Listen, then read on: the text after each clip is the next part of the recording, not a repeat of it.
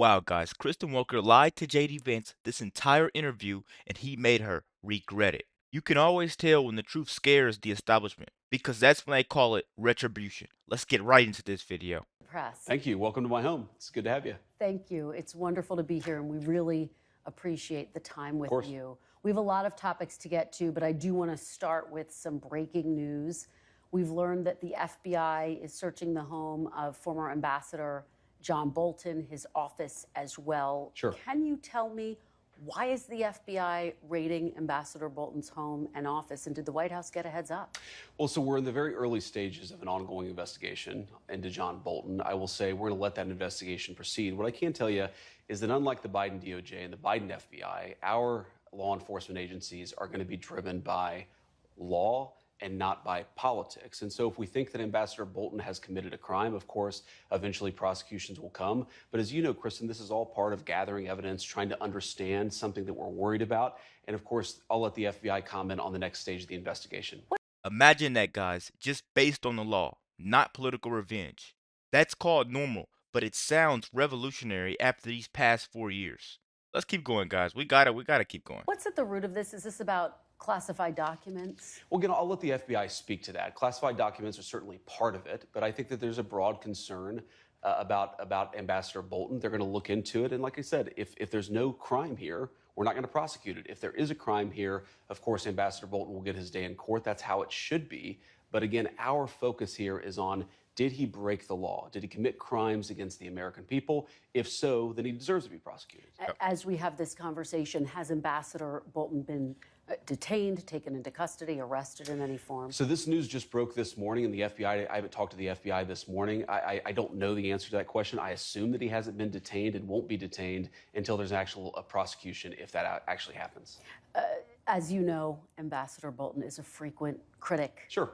of President Trump's. He's also on Kash Patel's enemies list. The administration has already revoked his security clearance, Secret Service protection. Is Ambassador Bolton being targeted because he's a critic of President Trump? No, not at all. And in fact, if we were trying to do that, we would just throw out prosecutions willy-nilly like the Biden administration DOJ did, prosecutions that later got thrown out in court. If we bring a case, and of course we haven't done that yet, the Department of Justice has not done that yet, we are investigating Ambassador Bolton. And let me ask you guys a question. If Trump was to throw out these charges and throw these prosecutions like Biden did, how many people do you think would actually have to do time? And feel free to comment some names, you know? I'm gonna know exactly what you're talking about. Feel free to comment some names and don't forget to like the video. But I think if Trump was throwing charges out, it'll be a lot of people that have to sit down. A lot of people that are gonna miss some Christmases, some Thanksgivings. It's gonna be a lot of people. It'll be a lot of people, and I don't think a lot of people are gonna get out of that one. Let's keep going, guys. But if they ultimately bring a case, it will be because they determine that he has broken the law. We're going to be careful about that. We're going to be deliberate about that because we don't think that we should throw people, even if they disagree with us politically, maybe especially if they disagree with us politically. You shouldn't throw people willy-nilly in prison. You should let the law drive these determinations, and that's what we're doing. But you know, a lot of people have already looked at this and said, this looks a lot like retribution. Is this retribution? Well, who has said it looks a lot like retribution, Kristen? A lot of people who tried to throw Donald Trump in prison for completely fake charges that were later thrown out by multiple different courts. I suspect that if the media and the American people let this case actually unfold, if they let the investigation unfold as it's currently doing, they're going to find out that what we're doing is being very deliberate and being very driven by the national interest and by the law here, and that's as it should be. I'm gonna stop pausing as much, guys, but that sounds like projection. The same exact crowd that are screaming at Trump, are trying to talk about retribution. That's projection at its finest. Let's turn to the war in Ukraine. Sure. I had the opportunity to speak with the Russian foreign minister. I heard. Yes, he says, as of right now, there's no meeting planned between President Putin and President Zelensky. And he added, there needs to be an agenda first, saying, quote, this agenda is not ready at all. Are the Russians stringing President Trump along? No, not at all, Kristen. I think the Russians have made significant concessions to President Trump for the first time in 3.5 years of this conflict. They've actually been willing to be flexible on some of their core demands. They've talked about what would be necessary to end the war. Of course, They haven't been completely there yet, or the war would be over, but we're engaging in this diplomatic process in good faith. We are trying to negotiate as much as we can with both the Russians and the Ukrainians to find a middle ground to stop the killing. I think what the president has tried to do here is try to engage in very aggressive, very energetic diplomacy, because this war is not in anyone's interest. It's not in Europe or the United States' interest. We don't think it's in Russia or Ukraine's interest to keep going. So we're going to keep on pushing for a diplomatic solution. And one final point about this, Kristen, if you look historically, whenever you have a complicated war with a lot of death and destruction, it kind of goes in fits and starts. There are hills and valleys to the negotiation. We sometimes feel like we've made great progress with the Russians, and sometimes, as the president has said, he's been very frustrated with the Russians. And we're going to keep on doing what we have to do to bring this thing to a close. I don't think it's going to happen overnight. I think that we're going to continue to make progress, but ultimately, whether the killing stops, that determination is going to belong to whether the Russians and the Ukrainians can actually find some middle ground here. Well, you talk about concessions, and yet the Russians rejected the ceasefire proposal that President Trump put forward. There's no meeting plan between President Putin and President Zelensky. And this week, Russia targeted an American factory in Ukraine. There were 600 people inside at the time. No one was killed. What makes you think President Putin is serious about peace? Well, I didn't say they conceded on everything, but what they have conceded is the recognition that Ukraine will have territorial integrity after the war. They've recognized that they're not going to be able to install a puppet regime in Kiev. That was, of course, a major demand at the beginning. And importantly, they've acknowledged that there is going to be some security guarantee to the territorial integrity of Ukraine. Again, have they made every concession? Of course they haven't. Should they have started the war? Of course they haven't. But we're making progress, Kristen. And what I admire about the president in this moment is he's not asking 3.5 years ago. He's not, trying to focus on every nitpicky detail of how this thing started 3.5 years ago. He's trying to focus on the nitpicky details of now, of what do the parties disagree on, what do they agree on, and how do you build a foundation from one side of that ledger to the other so that you can stop the killing. But was President Trump, were you enraged when you learned that Russia targeted an American company based in Ukraine? I don't was like that not it, a slap Kristen. in the face I to don't. the peace I don't process? like it, Kristen. But this is a war, and this is why we want to stop the killing. The Russians have done a lot of things that we don't like. A lot of civilians have died. We've condemned that stuff from the get-go. And frankly, President Trump has done more to apply pressure and to apply economic leverage to the Russians, certainly than Joe Biden did for 3.5 years when he did nothing but talk, but do nothing to bring the killing to a stop. So you ask me what I'm enraged by. What I'm enraged by is the continuation of the war. What I'm enraged by is a presidency and Joe Biden who for 3 years did nothing to end the killing. What I'm actually excited about right now. That right there is just showing you guys action versus excuses. Very quickly before I move to Sure. domestic issues for Americans who are watching, can you guarantee no U.S. boots on the ground as a part of these security The guarantees? president's very clear. There are not going to be boots on the ground in Ukraine, but we are going to continue to play an active role in trying to ensure that the Ukrainians have the security guarantees and the confidence they need to stop the war on their end. And the Russians feel like they can bring the war to a conclusion on their end. It's complicated, Kristen, but we're going to keep on trying to play these parties.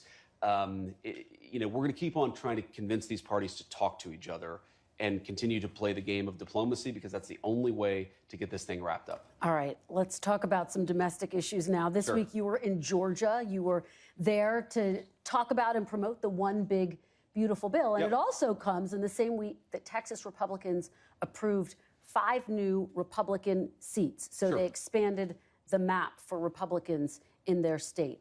If President Trump's agenda is so popular, why do Republicans need to add additional seats to the map? Well, first of all, Kristen, you have to ask yourself, why have Democrats gerrymandered their states aggressively over the past 10 to 20 years? If you look, for example, at the popular vote in a lot of these states, and Massachusetts, where 32% of the residents of Massachusetts voted for Republicans, 0 Republican federal representatives. So we're not trying to all we're doing, frankly, is trying to make the situation a little bit more fair on a national scale. The Democrats have gerrymandered their states really aggressively. We think there are opportunities to push back against that, and that's really all we're doing. And yet, Mr. Vice President, you were able to win the House and the Senate in 2024. Why can't you do it again without adding additional But we had seats? but this is a very important question, Kristen. We had way fewer House seats than we should have One, if the Democrats hadn't aggressively gerrymandered, and two, if illegal aliens weren't counted in the census for Mm, purposes of apportioning congressional sounds seats. familiar, The right? best estimates I've seen is that in California, for example,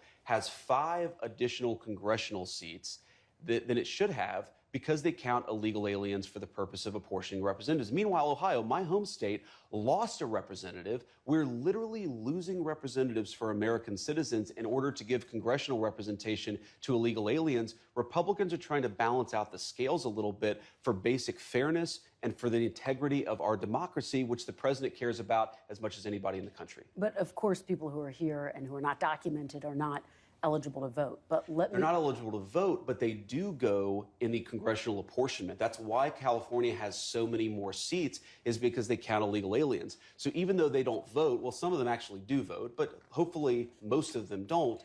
They end up getting congressional representation that ought by right go to American I citizens. know we're almost out of time, so two more quick ones. The administration deployed the National Guard to D.C. to crack down on crime. You visited with them this week. Yep. At least 6 Republican states are sending in their own National Guard troops as reinforcement.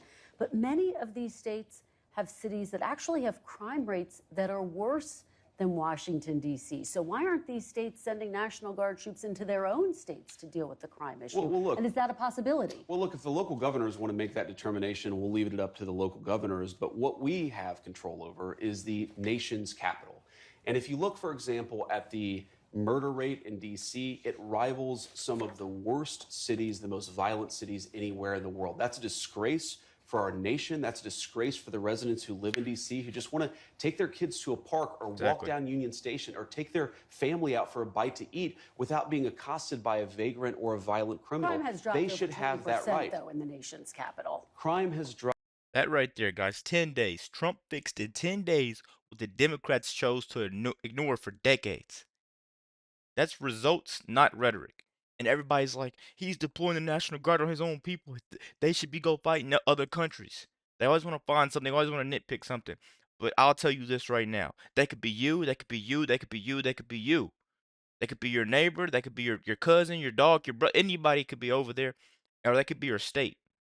Anybody can get hurt. And it's upsetting to me that people are really mad at somebody for stopping the violence. Like, do you know how much you have to hate someone and just not want that person to succeed to be mad at them for stopping violence, homicides, burglaries, robbery, everything? Do you know how mad and how hateful and how bad your soul gotta be for you to like? Oh wait, are we serious right now? Like, it's actually crazy to me. He's actually stopping violence, and these people want to sit there and just nitpick it. These people want to sit there and just nitpick it. At the end of the day, it's not left versus right. It's competence versus chaos. And the answer right here couldn't be more clear. JD Vance did a really good job on the interview. If you guys agree, please make sure to hit that like button. Let me know what you guys think about the video. Be sure to like, comment, subscribe if you're new. And as always, let me know what you react to. We're out.